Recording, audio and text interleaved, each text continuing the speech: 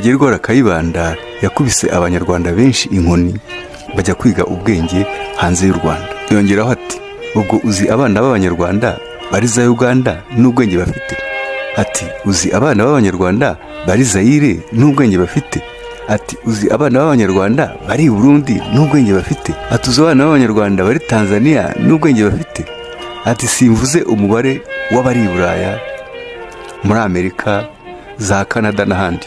Ati abo banyarwanda bose bize ubwenge kubera agakoni bakubiswe na Gerigora Kayibanda. Noneho Perezida Juvenal Habyarimana aramubaza ati none se nyuma ya Gerigora Kayibanda undi wavuga ninde?